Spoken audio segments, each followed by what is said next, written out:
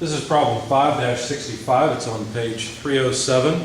My goal with this problem is to solve for the reactions, solve or determine the shear and moment diagrams, and mathematically describe the curves as necessary. Anyway, the beam that's given looks like this. There's a reaction at A reaction at B. There's a load that increases linearly up to 800 pounds force per foot. And so if we wanted to describe this load, we'd simply describe it as 800x over 10 because it's a 10-foot beam. So notice at x equal 10, and 10 over 10 cancels, we get 800. At x equals 0, we get 0, which is what we expect. So let's solve for the reactions first of all. We will sum moments at A to begin our problem. If we sum moments about A, well then we have the reaction of this distributed load. Now being a triangular area, the reaction is pretty easy to figure out, right? It's just the area of a triangle, 800 times 10 divided by 2. But where does it act? Well, it acts 2/3 of the way. It acts at the centroid. So the moment arm is negative 2/3 times 10 feet. Now why is it negative? Well, moments this way are positive, but this moment is going to act clockwise. So that's what the negative sign is for. There's the distance from A. And then finally the load, 800 pounds force per foot multiplied by 10 feet divided by 2 for the area of that triangle. So there's the moment due to the distributed load about A. But there's also a load at B, a reaction at B. So 10 foot from A, there's a reaction at B. And all of this sums to 0. So determining or calculating the value of B from this equation yields 2,666.6 forever pounds force. So there's the load or the reaction at B. Okay. If we sum moments at B, taking counterclockwise to be positive, so summing moments here, what do we have? Well now, the distributed load causes a positive moment. Now that the distance to the resultant of that distributed load is just 1/3 of the 10-foot distance. So 1/3 of the 10-foot distance multiplied by the resultant of the distributed load would look like that. Okay, so here's the moment arm, and there's the load. Notice that the load has units of pounds force, which is what we expect. So then finally, A causes a negative moment, so minus 10 feet multiplied by A. And so from this, if you rearrange and solve for A, what you'll find is that A is 1,333.3 repeating pounds force. So now we've solved for the reactions at A and B. Okay. All right, so now that we've got that part, we'd like to create the shear and the moment diagrams.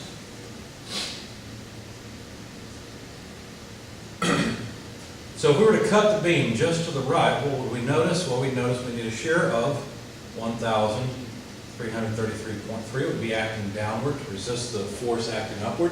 So that's a positive shear.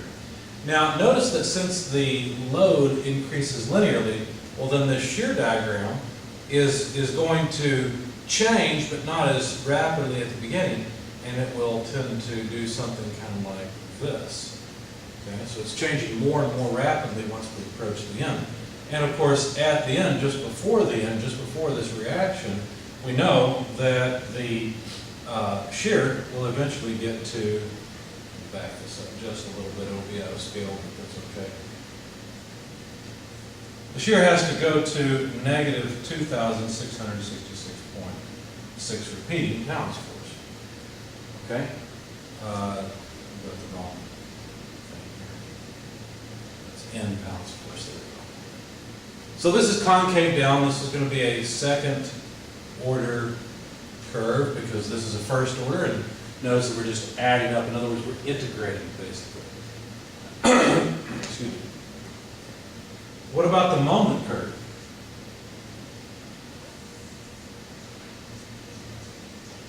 Well, the moment will be measured in foot-pounds force. And the moment at this end of the beam begins at 0, and at this end of the beam has to end at 0. Okay. So we know it better looks something like this. We're adding up a lot of area at the beginning and less as we go along. Somewhere we know that there will be a crossing. So what that means, since the shear is the slope of the moment, well, since the shear is 0, then the slope has to be 0. So a tangent line will just be horizontal there. And notice we just keep removing area more and more quickly, so this is going to drop off quickly at the end. But this whole curve is continuous, and it's going to be third order. In other words, we expect to see x cubed terms in our equation, and it's of course concave down, so it's easy to see. So how do we describe this mathematically? What do we do? And by the way, what's the value of the moment there? It's a good question. Let's see if we can find out.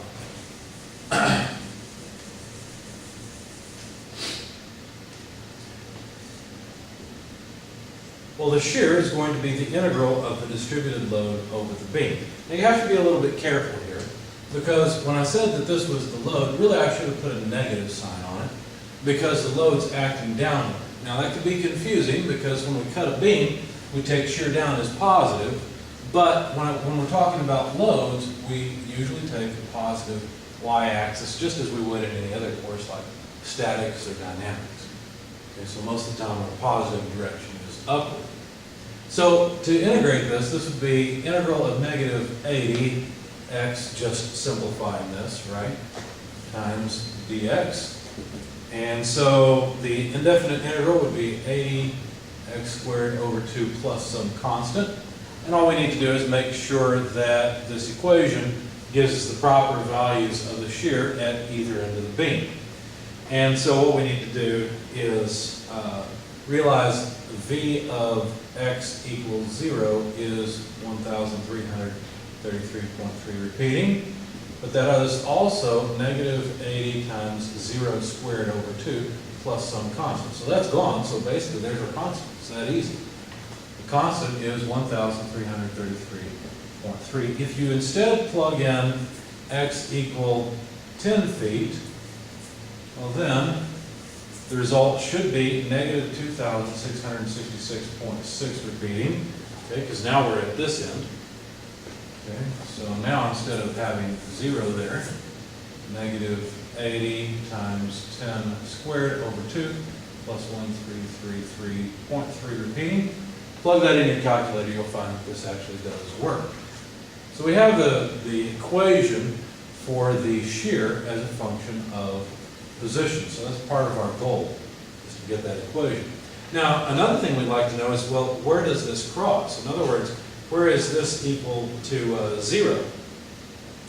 And let's see, it looks like I neglected to do that, so I'll have to add that to the solution. I can't give you a number then, but I can show you how to do it. It's pretty easy. You realize that the shear is 0 at this x, right? So 0 equals negative 80, let's make this simpler, negative 40 x squared plus 1,333.3 repeating. Okay, well that's easy, so we just take 40x squared equals that divided by 40. All right. Take the square root, and there's x. So whatever that is, plug it into your calculator. That's where this point is. This point is at x equal root 1,333.3 repeating over 40. So I don't have a better number for you than that, but there it is. So that's where the crossing occurs. Okay, that's the value of x at that point. All right, so now let's move on and determine the moment as a function of position. That would just be the integral of the shear as a function of position. And if we perform the integral, I'm not going to plug it in, you can see this easily. When you integrate this term, you're going to get negative 40, just simplifying the 80 and the 2, x cubed over 3, okay, because that's what that x squared will become, okay, plus 1,333.3 repeating x, plus some constant of integration. We have to determine the constant of integration. To do that, notice that the equation applies along the entire length of the curve. So the easiest way to determine it is to plug in 0. At the moment at x equals 0 is 0, and so that's going to be negative 40 thirds, 0 to the third power, so that one's gone, plus 1,333.3 repeating, x is 0, so that one's gone, plus some constant c, so the constant c is 0, right? It's easy to see that. So we don't need that constant at all. Now you can plug in x equal 10, and you'll find at x equal 10 we get a 0 again. Okay, and that's good, that's what we want. So the moment equation is simply negative 40 thirds x cubed plus 1,333.3 repeating x. Now, again, I neglected to finish this problem, so we'd really like the moment here. We'd like to know the magnitude of the moment at that point. I'll have to add it to the sheet later, but we could do that, right? All we have to do is plug in x at that point. Well, we've got x. It's right here. So the moment at x equal root 1,333.3 repeating over 40. Extend the square root sign. There we go. Is equal to negative 40 thirds x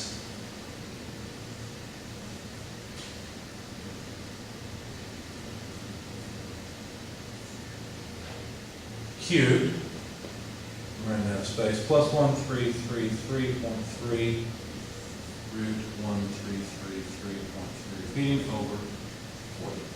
So whatever this number is, you can plug it in your calculator, that's the value of the moment there. I don't see any simplification jumping out at me at the moment, so I guess that's as far as I can go without a calculator.